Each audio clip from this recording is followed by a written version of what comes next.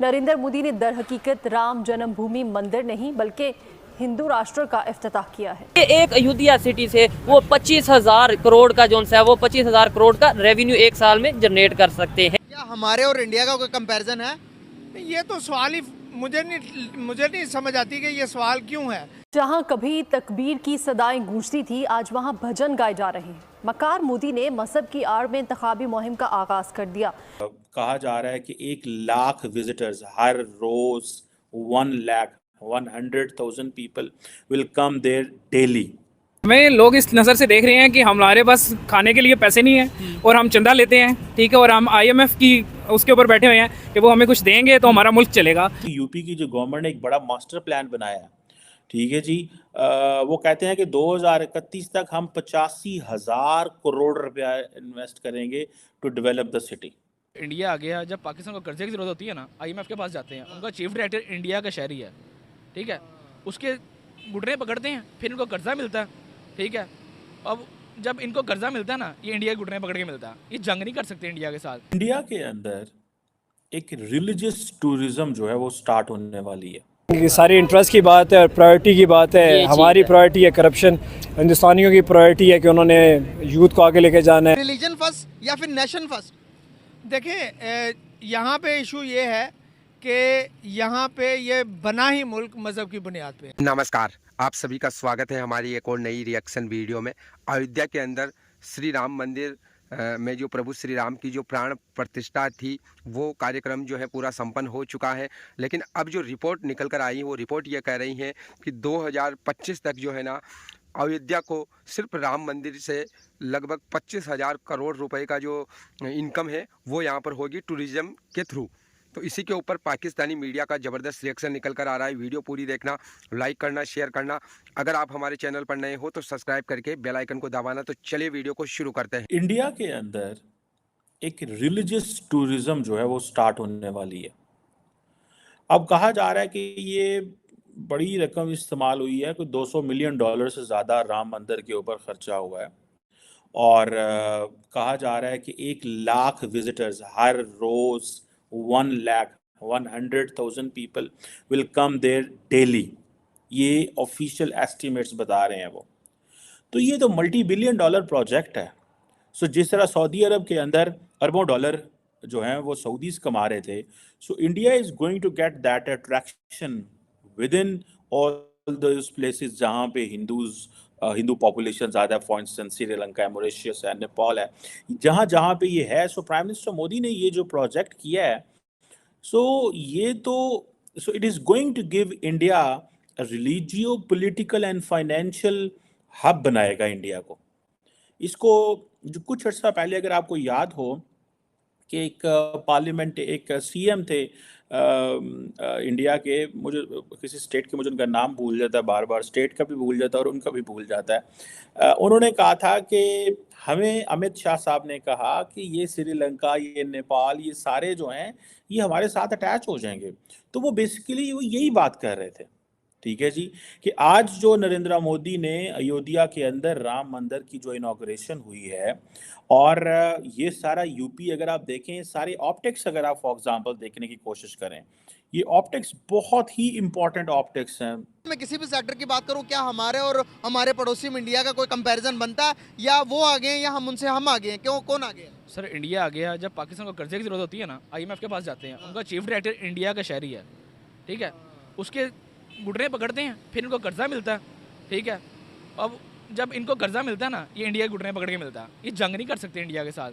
आप खुद बताएं, मेरा आपसे एक सवाल है, जब इंडिया, आपका एक कारोबार है एक मोहल्ले में, ठीक है, उस मोहल्ले में आपकी दुश्मनी है, आप कभी उस मोहल्ले में जंग कर सकते हो?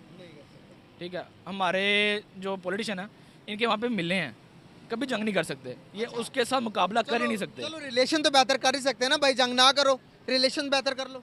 सर, ये हमारे जो इलेक्शन होते हैं ना, ये इंडिया की बेस पे होता है कि हम इंडिया से ये करेंगे, वो करेंगे। उधर इलेक्शन होते हैं हम पाकिस्तान से ये करेंगे। कैसे लोगों को मज़हब हो, नेशनलिज्म हो, आइडेंटिटी की बात करो, वेस्ट के खिलाफ बात करो, ठीक है। अच्छा, वेस्ट के खिलाफ बात करने के लिए नरेंद्र मोदी ने डॉक्टर जयशंकर को रखा हुआ है ना। Doctor Jaishankar he is English speaking full जनाब, टक टक पख पख वो सुनाते हैं कहानी, ठीक है, हम 5000 साल पुरानी सिविलाइजेशन है, हमें इस अंदाज से देखा जाए, हमें इस अंदाज से देखा जाए, और ये जो 5 सेल्फ सिलेक्टेड चौधरीज ऑफ जो हैं जिन्होंने अपने आप को किया है, सो इंडियंस को वो बातें बड़ी अच्छी लगती हैं, एंड देन दे उन सबको साथ में ला लेते हैं, एंड देन हिंदी में नरेंद्र मोदी अपनी स्टोरी सुनाते हैं, इंग्लिश में डॉक्टर जयशंकर स्टोरी सुनाते हैं। सो दो बंदे हैं, एक इंडिया में Narendra Modi himself he captures the audience जहाँ से वोट लेना है, और डॉक्टर जयशंकर को उन्होंने माइक दिया है कि भाई आप जाएं ज़रा जहाँ पे मुस्लिम इंडियन डियास्पोरा जहाँ जहाँ बैठा हुआ है, वेस्टर्न मीडिया को जाके अपनी इंडियन स्टोरी सुनाएं जो हमारी नई इंडियन स्टोरी है, और उस स्टोरी से हम बता सकेंगे कि हम क्या करने वाले हैं और क्या नहीं करने वाले। ठीक है जनाब। सो ये चीज़ें जो हैं और जिसे कहते हैं ना, ये चीज़ें आपको थोड़ी सी समझने की ज़रूरत है। So how they are transforming the entire story, वो सारी की सारी स्टोरी को ट्रांसफॉर्म कर रहे हैं, और उन्होंने लोगों को वो जो बताया है, लोगों को उस पर ट्रस्ट है। सो ये मैं चीज़ कहता हूँ कि ये एक बड़ी अहम कहानी है, एक अहम चैप्टर है जो इंडिया की पॉलिटिक्स में आ रहा है, और ये एक प्योरली इस something related to money, religion and आपकी आइडेंटिटी, एंड देन आप अपने आप को उन तमाम जो रिलीजियस तबके हैं उनके ऊपर ले जाके डोमिनेट कर लेंगे जहाँ पे जिन जिन मुल्कों में हिंदू पॉपुलेशन है। इंडिया अयोध्या में राम मंदिर की आज इनॉग्रेशन हुई और पूरी दुनिया में ना सिर्फ ट्रेंडिंग रहा बल्कि इंडियन डायस्पोरा ने पूरी दुनिया में इसे सेलिब्रेट किया। बहुत से कंट्रीज़ ने इसको सेलिब्रेट किया। पाकिस्तान की पब्लिक से बात करेंगे कि पाकिस्तान में भी मंदिर तो मौजूद हैं, पाकिस्तान में क्या हम रिलीजियस टूरिज़्म को प्रमोट कर सकते हैं, क्योंकि ख़बर ये आ रही है कि इस मंदिर पर तकरीबन 1800 करोड़ लगा, लेकिन 2025 तक पूरे अयोध्या सिटी में तकरीबन 25,000 करोड़ का टूरिज़्म के हवाले से जो है वो रेवेन्यू जनरेट किया जा सकता है। पाकिस्तानी पब्लिक इसके ऊपर क्या राय रखती है? जिस तरीके से पूरी दुनिया में एक मंदिर इंडिया का ट्रेंडिंग रहा, क्या हमारे यहाँ पे बहुत से हिस्टोरिकल, जैसे शरदा पीठ की बात करें, जैसे हम किटास राज की बात करें, जैसे हिंगलाज माता मंदिर की बात करें, बहुत से ऐसे हिस्टोरिकल प्लेसेस, बहुत से ऐसे हिस्टोरिकल मंदिर मौजूद हैं। अगर हम उनके ऊपर वर्क करेंगे तो क्या इंडिया से लोग यहाँ पे नहीं आएंगे? रिलीजियस पॉइंट ऑफ व्यू से क्या पूरी दुनिया के हिंदू यहाँ पे नहीं आएंगे? क्या उससे पाकिस्तान का सॉफ्ट इमेज पूरी दुनिया में नहीं जाएगा? क्या उससे पाकिस्तान के रेवेन्यू में इजाफा नहीं होगा? होप दोस्तों आपको ये वीडियो जरूर पसंद आई होगी, और जैसा कि इस वीडियो के अंदर आपने 2-3 प्रकार की अलग अलग जो वीडियो क्लिप है वो यहाँ पर देखी है, जहाँ पर आपने पाकिस्तानी पब्लिक का रिएक्शन देखा है, पाकिस्तानी मीडिया का रिएक्शन देखा है, और किस प्रकार से जो रिपोर्ट निकल कर आई है उसको लेकर यहाँ पर चर्चा की जा रही है कि अब राम मंदिर जो है ना, वहाँ पर जो विजिटर आएंगे, जो बताया जा रहा है कि पर डे के हिसाब से 1 लाख लोग जो है ना डेली वहाँ पर आएंगे। इससे अयोध्या के अंदर जो है ना टूरिज़्म को लेकर एक इंडस्ट्री खड़ी होगी, लोगों को रोज़गार मिलेगा, और जो इनकम बताई जा रही है वो लगभग 25,000 करोड़ रुपए की बताई जा रही है। इसके अलावा यूपी गवर्नमेंट ने भी अनाउंस किया है कि 2030 तक जो है ना अयोध्या के अंदर लगभग 85,000 करोड़ रुपए का इन्वेस्टमेंट वो लेकर आएंगे, जिससे कि जो अयोध्या सिटी है वो पूरी तरीके से एक डेवलप्ड सिटी बन जाएगी।